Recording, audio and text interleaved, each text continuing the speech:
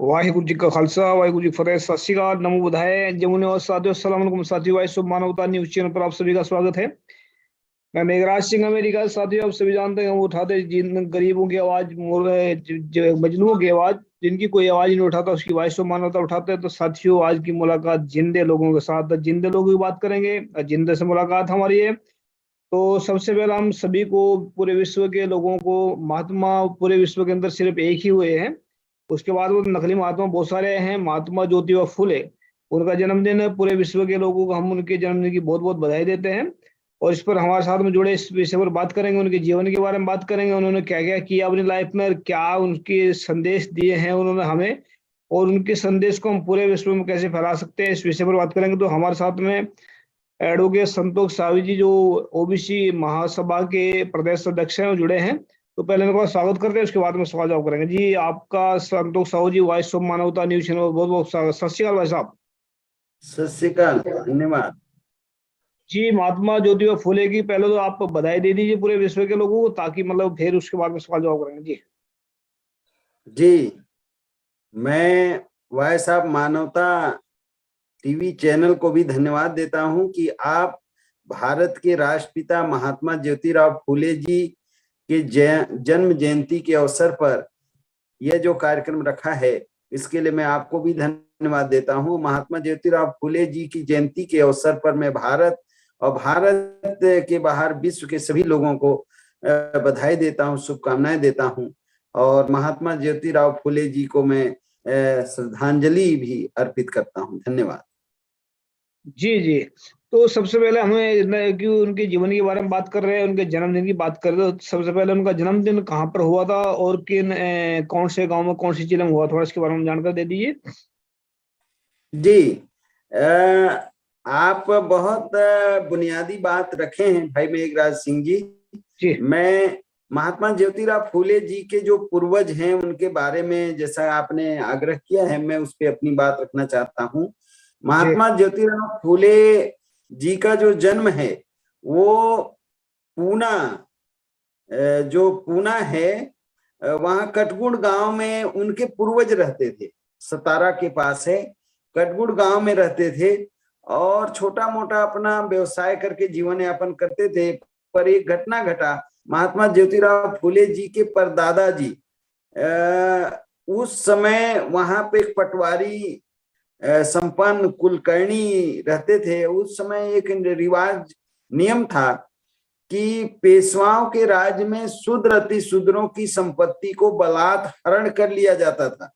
वो कानून नियम सब उन पेशवाओं के हाथ में था। तो ये पटवारी जो थे कुलकर्णी, उनका महात्मा ज्योतिराव फुले जी के दादा के संपत्ति पे उनका नजर था, और इसी बात को लेकर उन दोनों के बीच में काफी गहरा मतभेद हो गया।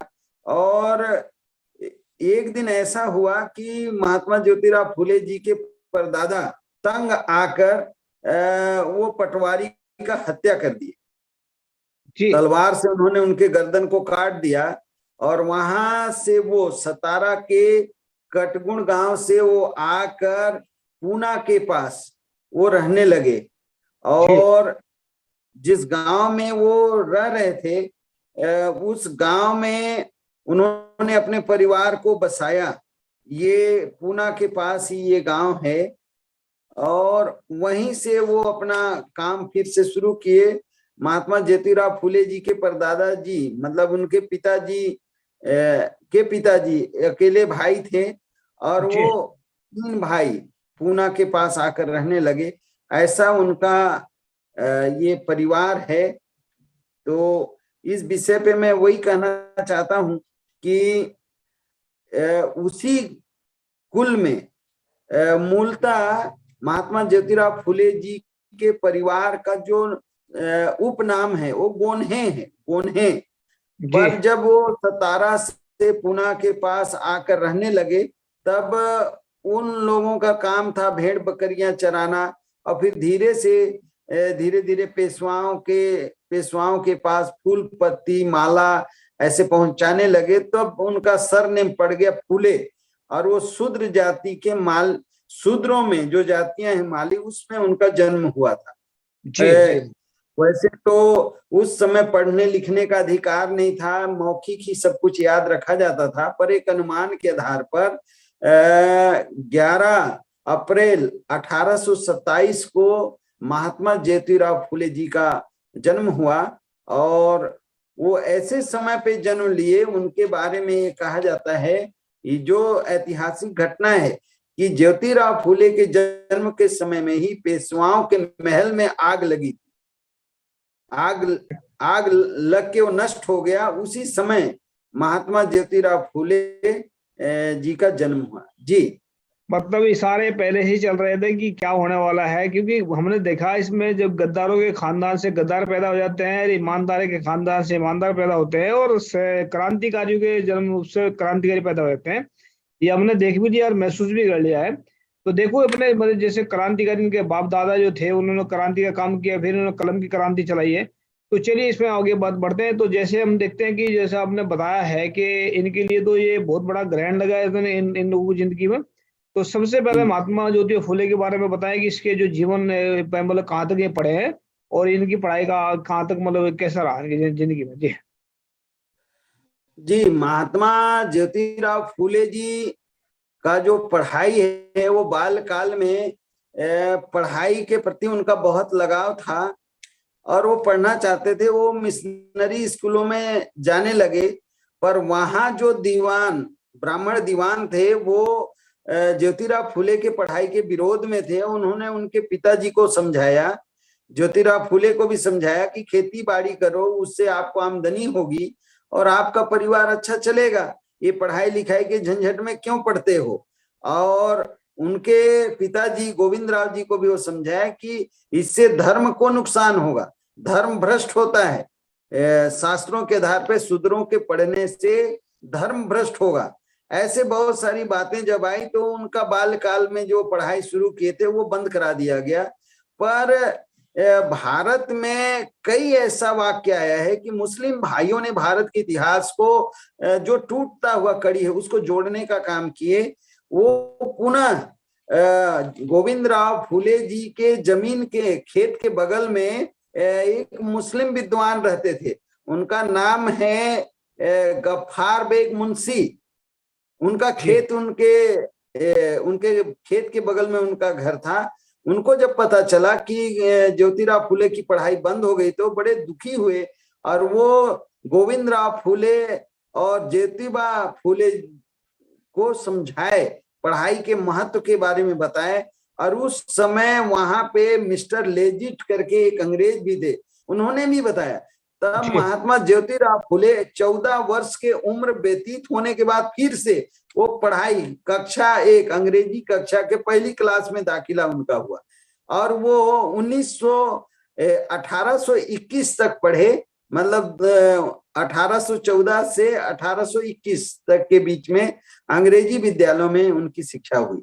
जी जी जी इसमें जैसे मतलब देखते हैं कि जिनका शादी तो हो, फिर मैं इसके बाद में कोटेशन के बारे में बात करूंगा। इन्होंने मतलब किस हिसाब से किताब लिखी है, इनकी शादी किस हालात में हुई थी, वो थोड़ा इसके बारे में जानकर दे दीजिए। जी, महात्मा ज्योतिराव फुले जी का विवाह 13 वर्ष के उम्र में हुआ 1840 में। जी माता सावित्रीबाई फुले जी से हुआ और ये निसंतान थे महात्मा ज्योतिराव फुले, उनकी कोई संतान नहीं हुई। और उस समय समाज इनको और परिवार बहुत दबाव बनाया कि आपका संतान नहीं हो रहा है तो आपको दूसरी शादी करना है। पर महात्मा ज्योतिराव फुले बड़े मानवतावादी, उदार और करुणा विचार रखते थे। उन्होंने संतान नहीं होने के लिए सिर्फ स्त्रियों को जिम्मेदार नहीं माना, बल्कि उन्होंने कहा कि अगर संतान नहीं है तो इसके लिए बराबर पुरुष भी उतना ही जिम्मेदार है। और वो अपने धर्म पत्नी के साथ आजीवन अपना जो वैवाहिक जीवन है उसको उस मर्यादा में ही रहे।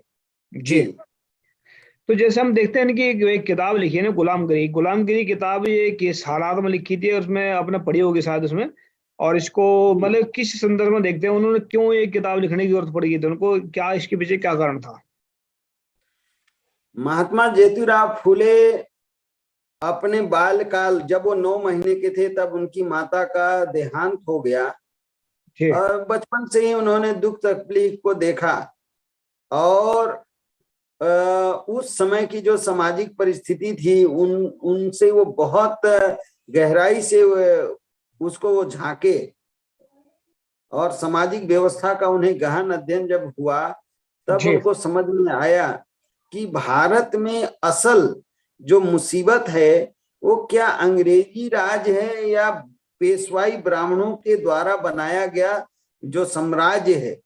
जो अंग्रेजों के नियंत्रण में तो भारत का सिर्फ राजनीतिक सत्ता है, पर ब्राह्मणों के नियंत्रण में, पेशवाई ब्राह्मणों के नियंत्रण में तो भारत का सामाजिक व्यवस्था है और धार्मिक व्यवस्था है, जो अंग्रेजों के राजनीतिक जो गुलामी है उससे लाखों गुना ज्यादा त्रासदी, भयंकर और बहुत ही ज्यादा मुसीबत में डालने वाला जो शासन है वो ब्राह्मणों का सामाजिक और धार्मिक शासन है।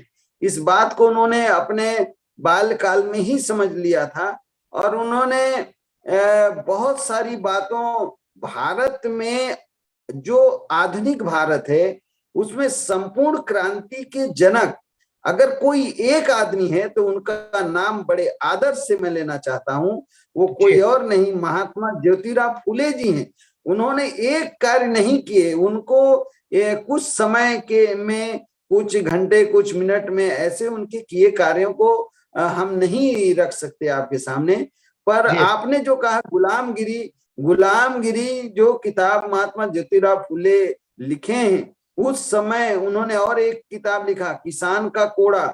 इन किताबों को अगर भारत के विद्यार्थियों के को पढ़ाया जाए, इसमें शेड्यूल कास्ट, शेड्यूल ट्राइब, पिछड़ा वर्ग, सामान्य या धार्मिक अल्पसंख्यक, कोई वर्ग भेद नहीं है। हर किसी को ये किताब को पढ़ना चाहिए। यहाँ तक कि सरकार के द्वारा भी इसके ऊपर फिल्म बनाए जाए, सीरियल बनाए जाए, समाज को दिखाया जाए, तो भारत में बहुत जल्दी अंधविश्वास, पाखंड, कर्मकांड, इनसे भारतीयों को मुक्ति मिल सकता है। ये बहुत ऐतिहासिक दस्तावेज है गुलामगिरी। जी जी। नहीं, ये आप सरकार की बात कर रहे हो। सरकार तो खुद इतिहास को नष्ट करना चाहती है, अच्छे अच्छे लोगों के इतिहास को नष्ट करना चाहती है, उनकी यादगारी को नष्ट करना चाहती है। उनसे उनकी हिम्मत नहीं है वो सही काम करेंगे। सरकार तो एक निकम्मापन कर रही है। जैसे मतलब एक घटना मैंने पढ़ी थी, किसी किताब के अंदर पढ़ी थी मैंने गुलामगिरी के बारे में। जी उसमें कि लिखा था उसमें कि जब ये मतलब बच्चों को पढ़ा रहे थे स्कूलों में, तो लड़कियों को पढ़ाने थे लग रहे थे, तो किसी जो जिनको शेड्यूल कास्ट कहते हैं, जिनको चमार कहते हैं, भंगी कहते हैं, इनमें जी से ब्राह्मणों ने भगा करके उसको मारने के लिए भेजा, ज्योतिबा फूले को। तो कहते हैं कि वो जी जो जिसे धरती खोदते हैं उससे मारने के लिए 3 आदमी इनको गए। तो 3 आदमी मारने के लिए गए थे, तो जिस वक्त ये उनको मारने लगे ज्योतिबा फूले को, तो ज्योतिबा फूले कहने लगे भाई 1 मिनट में मैं घरवाली से बात कर लेता हूँ पहले, उसके बाद मुझे मार देना अगर मारना चाहते हैं। तो वो उन्होंने जी बात की सावित्री बाई से जाकर के, तो कह रहे भाई मैं अगर मैं मुझे मार देंगे आज तो जाकर के, लेकिन तुमने जिन जो अछूत बच्चे हैं इनको पढ़ाना बंद मत करना, ऐसा उन्होंने बोला उनको। तो उन्होंने जब देखा कि भाई ये तो हमारे बच्चों को पढ़ाने की बात कर रहे हैं, तो उन्होंने उसको मारना कैंसिल कर दिया। तो ऐसा घटना है कि हमने किताबों में पढ़ी थी। क्या ये घटना सही है कि गलत है? इसके बारे में क्या ख्याल आपका? जी, ये घटना बिल्कुल सही है। महात्मा ज्योतिराव फूले जी की हत्या के लिए 2 आदमी तय किए गए थे और उन आदमियों का जो नाम है वो भी मैं आपको बताना चाहता हूँ। एक का जी नाम था दामोसी और दूसरे का नाम था कुंभकार।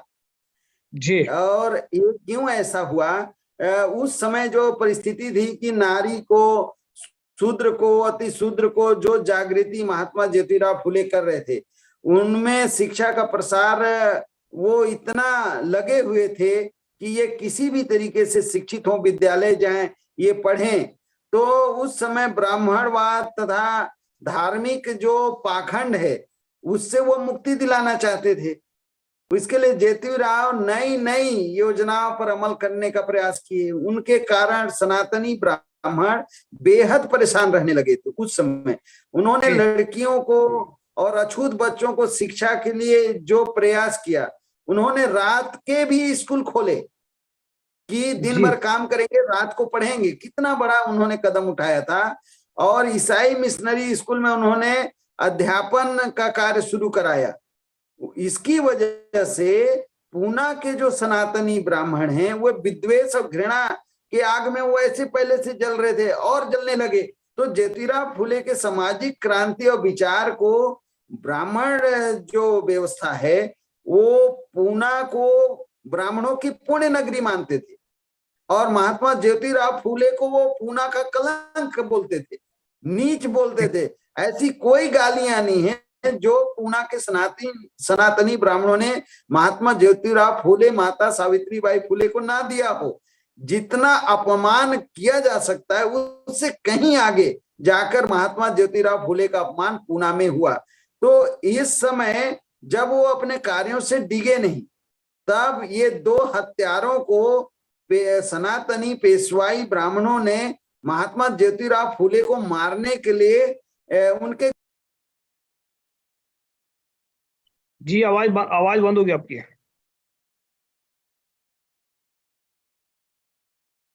संतोष साहब जी, आवाज बंद हो गई आपकी। उनके घर में घुस आए तो उनके घुसने का जो आहट मिला, तो ज्योतिराव फुले बिस्तर में सोए थे, वो उठ गए, उठ के बैठ गए। तो जैसे उठे तो माता सावित्रीबाई फुले भी उठी और सामने देख रहे हैं कि नंगे छुरे लेके और हत्यारे खड़े हैं। तो माता सावित्रीबाई फुले बिस्तर से नीचे उतरकर महात्मा ज्योतिराव फुले के सामने खड़े हो गए। और जब खड़े हो गए तो महात्मा ज्योतिराव फुले ने कहा कि मेरी हत्या से तुमको क्या लाभ होगा, ये सवाल किए। तो बहुत सारा सवाल हुआ। तब उन लोगों को महात्मा ज्योतिराव फुले वो लोग बताए कि तुम्हारी हत्या करने से हमें हजार रुपए मिलेंगे। और जब ये बात आई तब महात्मा फुले जी ने उनको बताया कि मैं जो कार्य कर रहा हूं, क्या ये कार्य गलत है? नारी को मुक्ति देना, नारियों को सम्मान देना, उनकी शिक्षा की व्यवस्था करना, महार को, मातंग को, ऐसे जातियों को ब्राह्मणों के अत्याचार से मुक्ति दिलाना क्या मेरा अपराध है? इस देश में, इस समाज में लोग बढ़ें, आगे बढ़ें, अंधविश्वास पाखंड से दूर हटें, ज्ञान विज्ञान की तरफ बढ़ें। बहुत सारा संवाद हुआ उस रात को वहां पे। तब बाद में ये जो दोनों हत्यारे थे, ये आगे चल के महात्मा ज्योतिराव फुले के ये अनुयायी भी बन गए। तो ये घटना घटा था पूना में। जी, तो ये कमाल की बात है। मतलब हजार रुपए दे करके उनको मारने के लिए भेजे हैं, तो ब्राह्मणों की नजरों में बोले क्या वो शैतान, मतलब उनको दुश्मन मानते थे या कलंक मानते थे? उनको कलंक मान लिया। जैसे हमने ब्राह्मणों को कहते हैं कि ब्राह्मण विश्व के सबसे बड़ा धर्मी इंसान है, उनको धर्म का कोई ज्ञान नहीं है।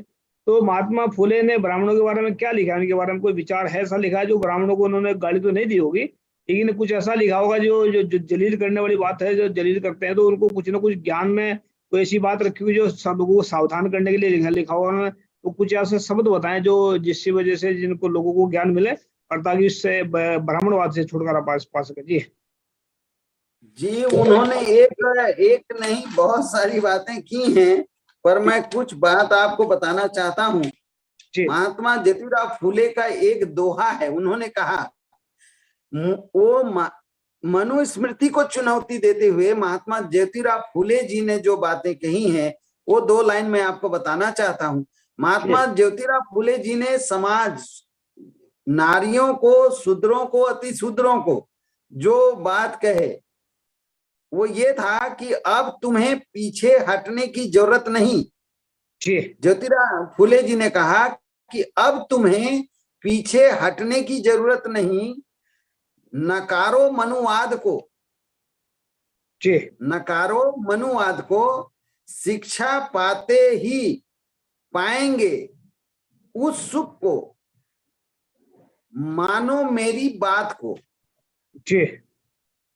उन्होंने इतना महत्वपूर्ण 2 लाइन में बातें रखी, मनुस्मृति को सीधा चुनौती दिया। उन्होंने कहा कि जो मनुस्मृति है, ये इसमें जो व्यवस्थाएं दी गई हैं नारियों के लिए, शूद्रों के लिए, अति शूद्रों के लिए, ये धर्म सम्मत नहीं, बल्कि ये एक भयंकर षड्यंत्र है। ऐसा उन्होंने जी कहा। और ब्राह्मणों के किसी भी बात को उन्होंने मानने से इनकार किया। मैं उनके जीवन में जो बातें घटी, उनके पिताजी का जब देहांत हुआ उस समय महात्मा ज्योतिराव फुले जी का जो सोच था वो मैं आपको बताना चाहता हूं कि वो अपने परिवार में वो सिर्फ कहते नहीं थे, इन बातों को वो करते भी थे। जी उनके पिताजी का जब देहांत हो गया तो लोगों ने कहा कि अब ये कैसे करेंगे, तो मैं आपको बताना चाहता हूं जी कि महात्मा ज्योतिराव फुले जी अपने जीवन में मूलतः क्रांतिकारी थे। जैसे आप को ये जानकारी है कि किसी भी इंसान के जीवन के छोटे छोटे कार्यों से पता चलता है कि सचमुच वो क्रांतिकारी है या नहीं है। तो जी जब महात्मा ज्योतिराव फुले जी के पिताजी का देहांत हो गया तो वो उस समय उन्होंने पूरी तरीके से ब्राह्मणी जो वैदिक मंत्र है उसको मानने से इंकार कर गए, पुराणोक्त मंत्र को मानने से इंकार गए, उन्होंने मुखाग्नि नहीं दिया, वो अपने सिर का मुंडन नहीं कराए, ऐसा कोई भी कर्मकांड नहीं किए, बल्कि उन्होंने क्या किया, बड़े सम्मान के साथ अपने पिताजी को दाह संस्कार दिया। और जो उस समय ब्राह्मणों का जो दान देकर पुण्य कमाने की जो मान्यता थी उसको वो इंकार कर गए। बदले में वो विकलांगों को, गरीबों को, असहाय पीड़ित लोगों को बुलाकर उनको अन्न का दान दिया। और जो उनसे बन पड़ा अपने पिताजी के जीवन जाने के बाद वो समाज को दान दिए, और यहाँ तक कि बच्चों को पढ़ने का किताब दान दिया अपने पिताजी के देहांत के बाद। क्या बात जी जी जी। ये कितने बड़ी, जी मतलब हर एक चीज के अंदर वो क्रांति है। देखो मतलब हर एक बात के जो उलट चलना है ना, इनके खिलाफ जो मतलब जैसे जैसे कबीरदास जी कहते हैं ना, इनके मतलब एक एक लाइन में इनके इतिहास को खत्म कर देते हैं, काल्पनिक इतिहास को। कबीरदास जी इनके जो है ना कि काल्पनिक इतिहास छुपा हुआ कि जो कोई बच्चा पेट से मतलब हवा से पैदा हो रहा है, कोई नाक से पैदा हो रहा है, कोई कहीं से पैदा हो रहा है, तो मच्छी से पैदा हो, तो वो कहते हैं कबीरदास जी माता पिता बिन बाल ना हुई, कि बिना माता पिता के बच्चा पैदा हो ही नहीं सकता। फिर ये पूरे इतिहास को नकार दिया। तो ऐसे एक एक लफ्जों में उनकी क्रांति होती है। देखो इसमें कितनी बड़ी क्रांति की इन्होंने। तो इसमें और भी क्या कहना चाहते हैं इनके बारे में, कुछ और बताएं इनके बारे में।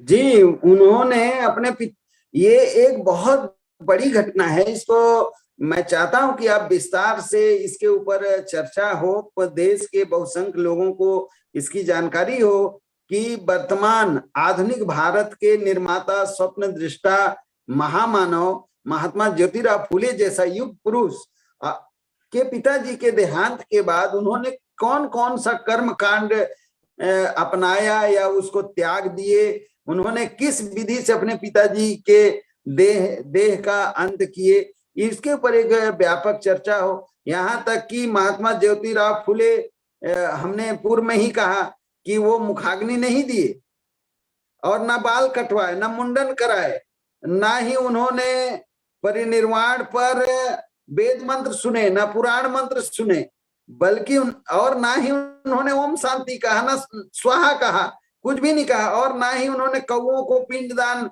दिया कि मरने वाले आदमी कौआ के भोजन करने से सदगति को प्राप्त होगी, ऐसा भी उन्होंने कुछ नहीं कहा किया।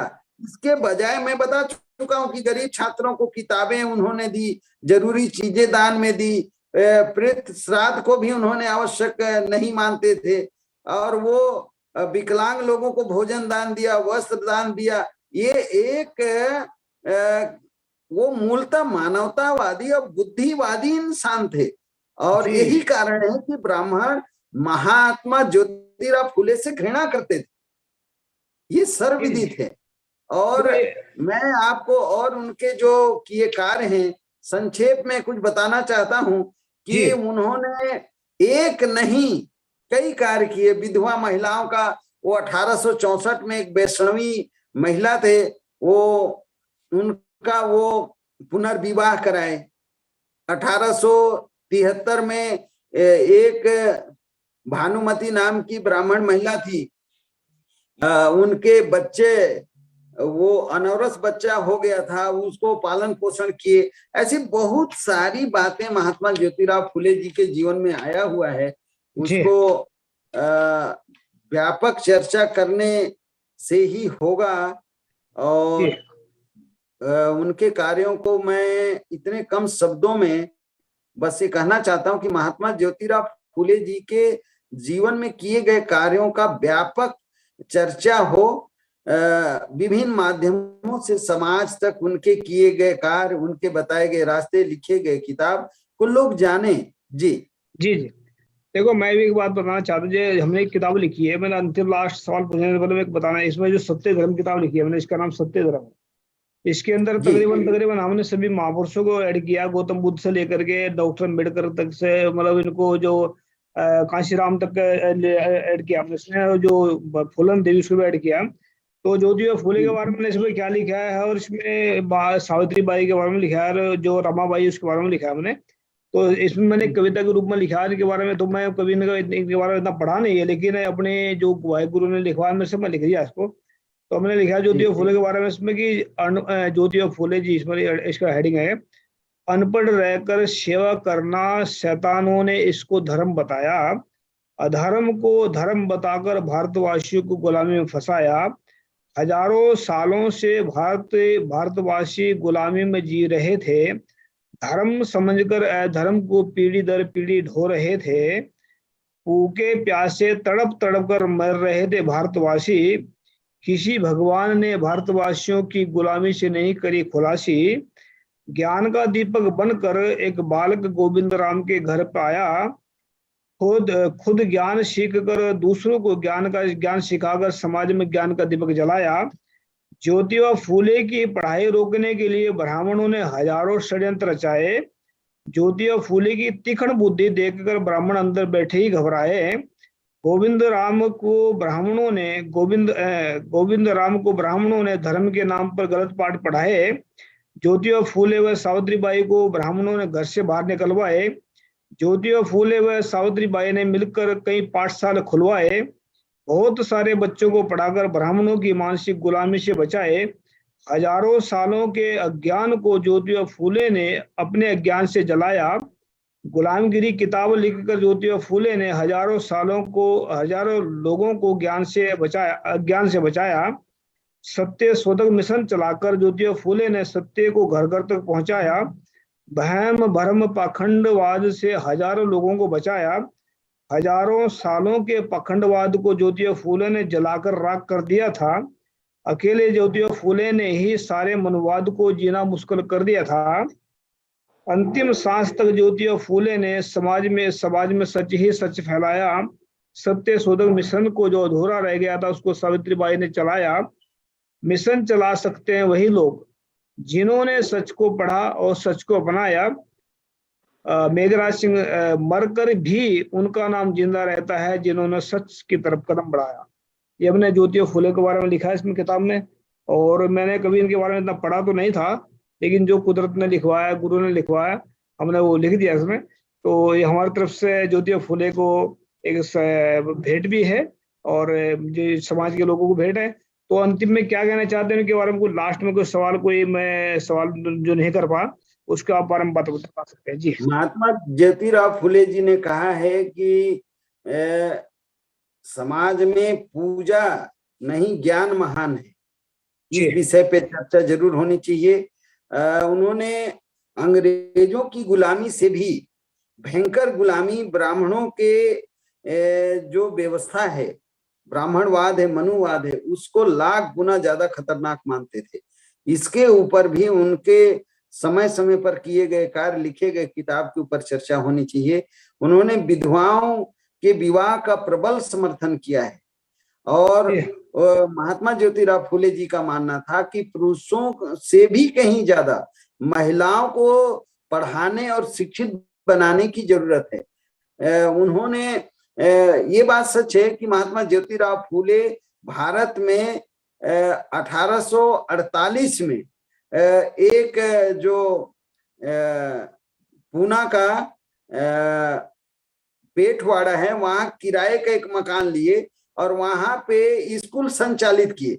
और उनको जब ये लगा कि ये विद्यालय कैसे होता है, इसमें कैसे पढ़ाया जाता है, क्या करना पड़ता है, तो वो अहमदनगर चले गए और वहां पे मिसेस बरार बाई से वो मिले और उनका जो अमेरिकन स्कूल था उसको देखे और वहां पे लड़कियों को पढ़ते हुए देखे तो बड़े वो प्रसन्न हो गए और उन्होंने वहां से सीखा, देख के सीखे और आकर तुरंत वो लड़कियों के कई विद्यालय खोलने लगे और महिलाओं के ऊपर वो शिक्षा को इतना जोर दिए। उनको समझ था कि भारत को अगर आजाद कराना है तो भारतीय महिलाओं को पढ़ाना होगा, इनको सबसे ज्यादा आगे बढ़ाना होगा।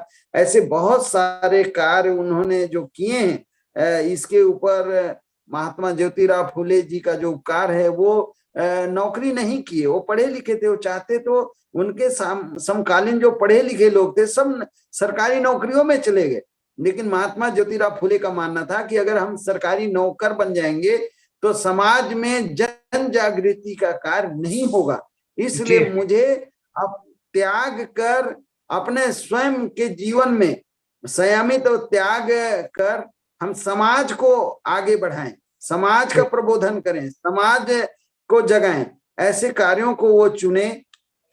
उनके परिवार में भी उनका बहुत विरोध हुआ, जैसे कि वो उनका कोई संतान नहीं हुआ तो परिवार के लोग दूसरी शादी विवाह के लिए बहुत दबाव डालते थे और यहाँ तक कि जब वो फिर से पढ़ाई करने शुरू किए तो उनके पिताजी को फिर से सनातनी ब्राह्मणों ने उकसाया और कहा कि तुम्हारा ये जो लड़का है ये धर्मद्रोही है, शिक्षा अध्ययन कर सनातन धर्म को ये ठेस पहुंचा रहा है। तो थक हार कर उनके पिताजी गोविंद राव फुले जी थक हार कर उन्होंने कहा या तो आप मेरा घर छोड़ दो या फिर आप पढ़ाई छोड़ दो। आप सोचिए उस समय शूद्र अति शूद्र पढ़ सकते हैं, ये कल्पना करना ही कठिन है। जी बिल्कुल, आज की तरह व्यवस्था नहीं थी और एक कोई बहुत पुरानी बात नहीं है, 1848 से अभी 2023 चल रहा है, कितना पुराना बात है। 193-94 वर्ष से पूर्व भारत में सामाजिक कितना भयंकर बंदिशें थी, पाबंदियां थी, उसका दंश आज भी हम झेल रहे। अगर हम महात्मा ज्योतिराव फुले को पढ़ लेते, महात्मा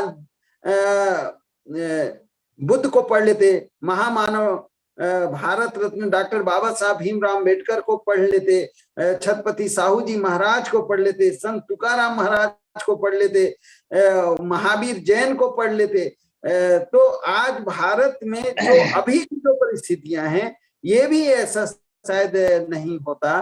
तो मैं अंततः कहना चाहता हूं कि महात्मा ज्योतिराव फुले जी के जन्म जयंती पर मैं देश और दुनिया के लोगों को बहुत बहुत बधाई शुभकामनाएं देता हूं। महात्मा ज्योतिराव फुले जी को नमन और वंदन करता हूं और उनके किए कार्यों, उनके उपकार के प्रति हम कृतज्ञ हैं और हमारे हिस्से में महात्मा ज्योतिराव फुले के किए कार्यों की जो जानकारी है वो ज्यादा से ज्यादा लोगों तक पहुंचे, ऐसा हम महात्मा ज्योतिराव फुले जी के जयंती के अवसर पर कमिटमेंट करते हैं कि भारत में अगर सुख चाहिए, शांति चाहिए, विज्ञान चाहिए, ज्ञान चाहिए, क्योंकि महात्मा ज्योतिराव फुले को दुनिया का सबसे बड़ा विद्वान, सिंबल ऑफ नॉलेज, महामानव भारत रत्न डॉक्टर बाबा साहब भीमराव अम्बेडकर जी ने अपना गुरु माना है।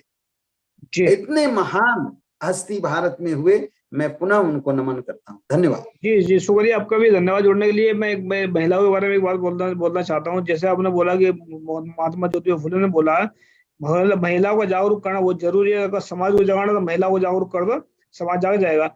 अगर एक महिला मगर एक महिला मानसिक तौर से गुलाम है तो वो 4 पीढ़ियों को गुलामी में धकेल देगी।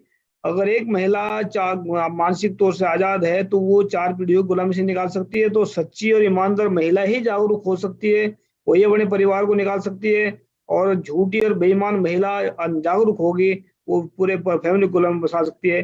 तो सच्चा और ईमानदार इंसान ही जागरूक होता है और वही समाज के लिए अच्छा कर सकता है। जी शुक्रिया, धन्यवाद।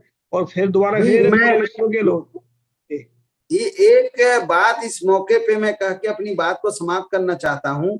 महात्मा ज्योतिराव फुले जी का जो लिखा हुआ है ये बहुत ही लोकप्रिय है और पूरा आईना दिखाने जैसा बात है। उन्होंने कहा, भारत के लोगों के संदर्भ में कहा कि विद्या बिन मति गई, विद्या बिन मति गई, मति बिन नीति गई, नीति बिन गति गई, गति बिन धन गया, धन बिन शूद्र पतित हुए, इतना घोर अनर्थ मात्र अविद्या के कारण हुआ। महात्मा जी। ज्योतिराव फुले जी का ये जो बात है, इसको हर तरफ इन बातों से भारत में शिक्षा का कितना महत्व है उन्होंने बताया है। मैं जी। इस मौके पे कहना चाहता हूँ, बहुत बहुत धन्यवाद। मेरी रिक्वेस्ट आपसे, जितने विषय लिए हमने छुए हैं ना, जितने विषय आपने छुए हैं, अगर इनकी एक एक वीडियो बनाकर भेजेंगे हमें 15-15 मिनट की, तो हम सब वॉइस मानव चलाएंगे उसको। तो जो भी इनके जीवन से जुड़ी हुई बातें हैं, एक एक 15 मिनट की वीडियो हो या 50 मिनट की वीडियो या 10 मिनट की, जितने भी भेज सकते हैं। तो मतलब विषय एक ही टच करना उसमें, बाकी के अगले विषय में जैसे हम एपिसोड चलाते हैं तो उसको एपिसोड के रूप में चला सकते हैं। जितने भी इनके कार्यक्रम उनके, तो मैं आपको काम सौंप रहा हूँ। अगर कोई लड़की इसको बोल सकती है, पढ़ सकती है, या आप खुद बना सकते हैं वीडियो, तो हम चलाएंगे इसको। और इसके महापुरुषों की जो बातें हैं उनको ले जाएंगे, क्योंकि वॉइस ऑफ मानवता हमेशा आप सभी के साथ में है, और सच्चे और अच्छे के साथ में। तो फिर दोबारा फिर पूरे विश्व के लोगों को महात्मा ज्योतिराव फुले जयंती की सबको लाख लाख बधाई। शुक्रिया भाई साहब, जुड़ने के लिए धन्यवाद आपका। सत श्री अकाल। सत श्री अकाल।